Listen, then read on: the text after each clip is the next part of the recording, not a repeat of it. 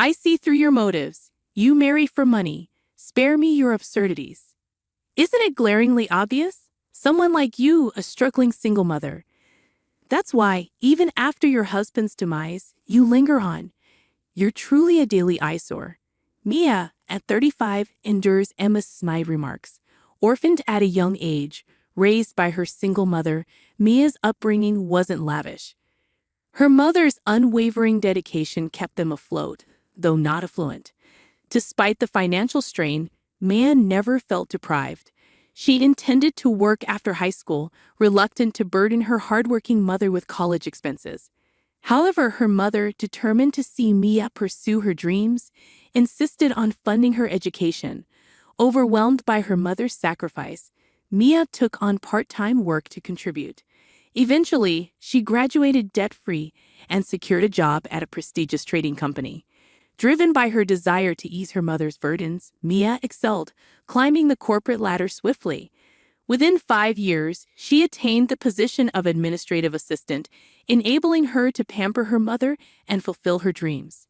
2 years later, Mia's dedication was rewarded with a promotion to executive assistant, where she met and fell in love with Ethan, the president's son. Congratulations, Mia. May you find happiness. Thank you for everything. Mia's heartfelt gratitude brought tears to her mother's eyes, radiating joy. However, their bliss was fleeting. Just 2 years into marriage, tragedy struck as Ethan suddenly passed away. Shocked and speechless, Mia struggled to comprehend the abrupt loss. The grief mirrored by Benjamin, the bereaved father, compounded her pain. Amidst their mourning, one person remained unaffected: Emma. Living together post-marriage, Mia couldn't ignore Emma's indifference. Emma, unrelated to Ethan by blood, had entered Benjamin's life when Ethan was just a child, seeking companionship after his wife's death. No need to worry, Mia. Everything Ethan owned is mine anyway. Lighten up, it was just a jest. A little levity in these somber times could do us all good. But alas, your hopes of inheriting our wealth have vanished. Never did I expect such audacity from you. Marrying a man like Ethan solely for love? Unbelievable. Cease your baseless accusations. Ethan was irreplaceable to me. Emma assumed Mia would depart upon Ethan's demise. Yet Maya remained, witnessing Benjamin's stoic facade crumble beneath the weight of his grief. She couldn't bear to abandon him to Emma's callousness. Their home, brimming with memories of Ethan, became her sanctuary. Mia's bond with Ethan was profound, his absence a palpable ache. Ethan once confided in Mia, describing Emma as more of a roommate than a mother. Emma's facade shattered in Ethan's absence, revealing her true nature. Mia chose to stay, honoring Ethan's memory and supporting Benjamin through his anguish. Despite Emma's disdain, Maya remained steadfast, unwilling to relinquish the home she shared with Ethan, where their love lingered in every corner. "I'm counting on you to look after Ethan," Ethan's father would say. "Of course, Ethan is dear to me too. Knowing you're here for him allows me to focus on my work," Emma would reply with a smile. "Don't worry about a thing. Give your best at work," Ethan's father reassured her. "Thank you. Have a good day." But as soon as the door closed behind him, Emma's smile faded. "Ah, finally, he's gone. Now where should I go today? Perhaps I'll invite a friend to the movies," she mused. "You're heading out again?" Mia would inquire. "Yes, any objections?" Emma retorted. "Oh no, just remember not to bother your father unnecessarily. He's working hard for you. If you raise concerns, he'll worry and won't be able to concentrate. Just quietly study at home," Maya reminded her.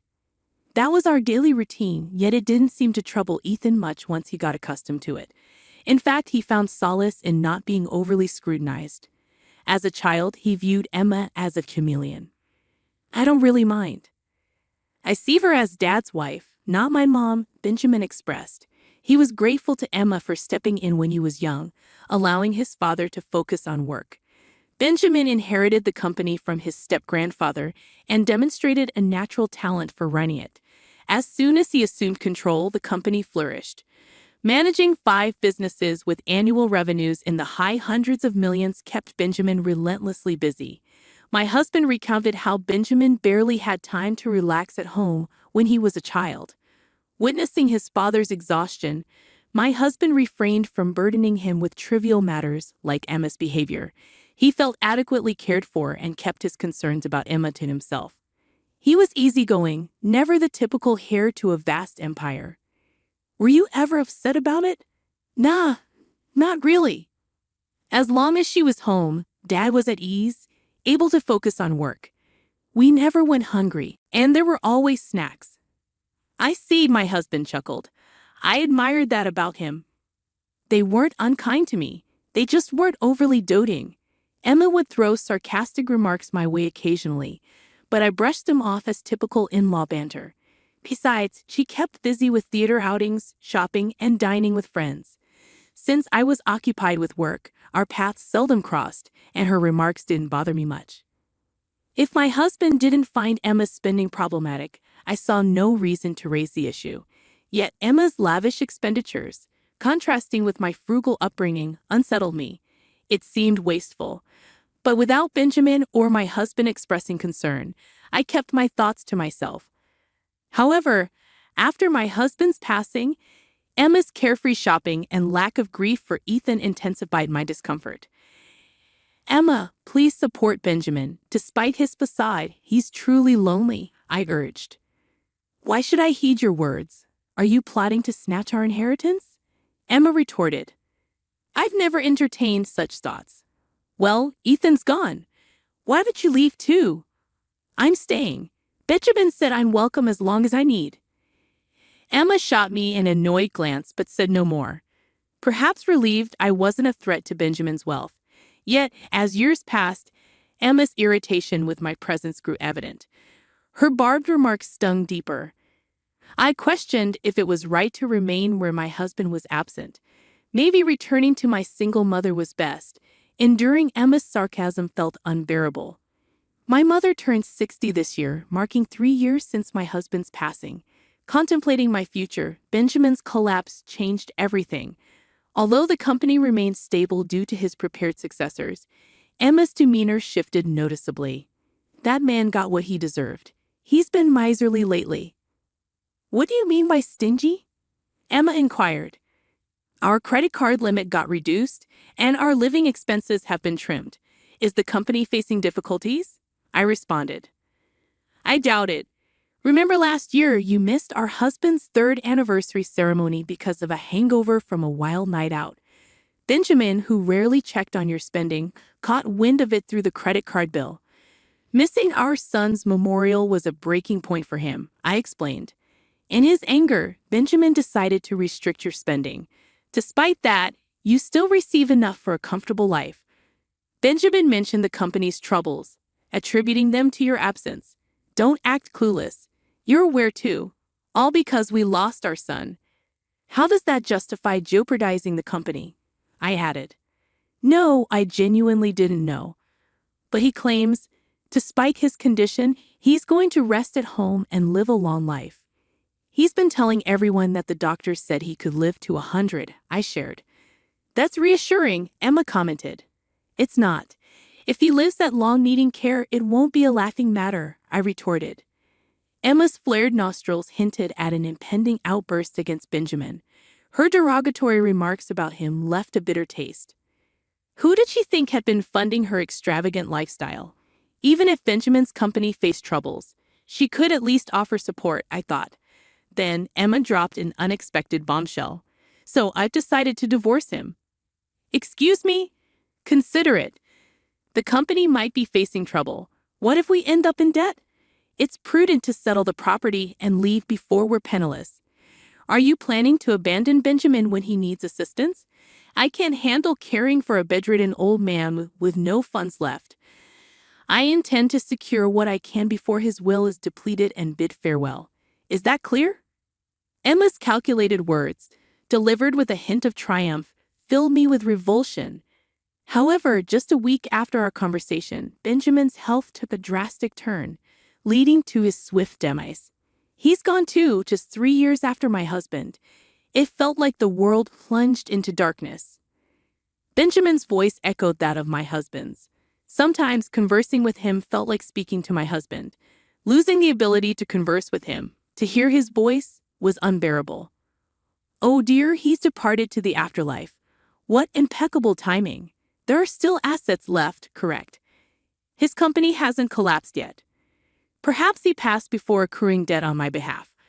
It serves as a reminder of how callous you sound, Emma, to be pleased despite Benjamin's recent passing. Oh, you've noticed. Unfortunately for you, there's no inheritance coming your way. I have preferred Benjamin's presence over any inheritance. Spare me the moral high ground. Now you're just putting on a show, trying to impress others, aren't you? Even if you asked, there wouldn't be a penny to spare. Despite Benjamin's demise, it seemed Emma's mind remained fixated on money. How could she be so devoid of compassion? Contemplating this, my sympathy for Benjamin deepened, further exacerbating my grief. In that case, you needn't bother attending the funeral. What? Are strangers prohibited from attending? I understand. That's the situation. Emma appeared detached from reality, but I saw no necessity in enlightening her. Are you certain? Absolutely. With him gone, as his spouse, I'm in charge. Crystal clear. Consequently, Benjamin's funeral took place quietly 2 days later, attended solely by close relatives, adhering to his preference for a modest service rather than a grand company affair. After the service, I noticed several missed calls from Emma on my phone, yet I chose not to respond. Despite her repeated attempts to reach out, I remained steadfast in ignoring her. Then, unexpectedly, she appeared at my workplace one day. I finally caught you. Why haven't you been returning my calls? Oh, Emma, how may I assist you? Still stirring up trouble? I was kicked out of the funeral home. If anyone should have been excluded, it's you. I called you numerous times on the day. What's the deal with ignoring me, huh? Well, you're no longer associated with my mother-in-law. What? But you said strangers weren't permitted at the funeral, so we had a family-only service. I simply asked Emma, now a stranger, not to attend. You're the stranger here. No, the real stranger is Emma. What? When Benjamin fell ill and faced the prospect of being bedridden, Emma served him divorce papers. She seemed to believe that because Benjamin was hospitalized, he had departed to heaven without finalizing the divorce. However, those papers, Benjamin had entrusted me to submit. So, in name and in reality, Emma is a stranger to us now. Benjamin confided a lot in me back then. Apparently, he informed Emma about the company's precarious situation and the looming possibility of debt. He suggested a more modest lifestyle for just the two of them. Emma's response was cold. Then it's probably best to split before you're overwhelmed by debt. A month after that conversation, Benjamin collapsed. Even upon regaining consciousness, he knew his health was dire. He confessed to Emma that he might have to relinquish control of the company and rely on her for care. As expected, Emma proposed a divorce. She likely sought to secure assets before his demise. However, Benjamin, realizing his limited time, had already allocated most of his assets to charities and appointed successors. There was little left for Emma. Her face paled upon learning this. So I get nothing. Well, strictly speaking, it's not exactly zero. I did leave a few $100s in savings, I admitted. A few $100s? That's hardly enough, Emma scoffed. Even though Benjamin had forewarned me of this, articulating it made me appreciate his thoroughness. He evidently wished to keep any property disputes with Emma to a minimum. Perhaps it was Emma's behavior following her husband's passing that motivated Benjamin's resolve. But there's still the house. If I sell that... Oh, yes. Please vacate the premises as soon as possible, I interjected. I'm staying with Mom for now, but I intend to return eventually, Emma asserted. What are you implying? You're essentially a stranger. You hold even less claim than I do. As I mentioned earlier, the true stranger here is you, Emma, now divorced. Furthermore, the house was originally inherited by Benjamin from his grandfather, exempt from property division in a divorce. So why should you have the right to reside there? Because upon marriage, Benjamin and I mutually adopted each other. What? So I'm entitled to inherit Benjamin's property. He left me that house, Emma exclaimed. It's rather incredulous, isn't it? The notion of adoption was initiated by Benjamin himself. When we married, I didn't dwell on it much. In his eyes, I was to be his daughter marrying his son. Hence, I accepted that notion. However, upon my husband's passing, I refrained from disclosing this. I feared Emma would misconstrue it as an attempt to seize the family fortune. I have tasks to attend to. Would you kindly depart? I requested. I informed Emma that any communication should go through our respective legal representatives. I've sought counsel from our company's legal team, I continued. I had security escort Emma out of our company premises. I explicitly barred her from returning. Despite her resistance, she complied when I threatened to involve law enforcement. She made several attempts to contact me thereafter, all of which I ignored, I recounted. Her relentless pursuit of our wealth only resulted in a deluge of complaints to our lawyer. Our company's financial standing was robust, which baffled Emma. She argued that bankruptcy should yield assets to divide. However, the company had transitioned to a new owner before Benjamin's demise, rendering it beyond his possession. Consequently, Emma had no claim. The family's properties had already been allocated in the divorce prior to Benjamin's death. Our lawyer patiently explained Emma's lack of entitlement. Frustrated, our lawyer divulged Emma's persistent attempts. Misguided in her belief of inheriting, Emma had amassed debt on her credit card, now struggling to repay it. She worked multiple jobs from dawn till dusk to meet her financial obligations. Yet her fiscal woes were not my concern, I emphasized. Emma was a decade younger than Benjamin, marrying him at 25 and now at 55. Their nearly 30-year marriage entitled her to survivor benefits from Benjamin's Social Security contributions, even after their divorce. However, eligibility hinged on her turning 60, still 5 years away. Additionally, she needed to file for a pension division within 2 years of their divorce. I doubted Emma's awareness of these stipulations, nor did I feel inclined to enlighten her. Her welfare was neither my concern nor my responsibility, I stated firmly. And so, I reside in the home once shared with my mother, Benjamin, and my husband.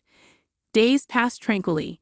Memories of my husband and Benjamin evoke both smiles and tears. Yet, recalling their warmth spurs me to embrace each day with a smile, I concluded.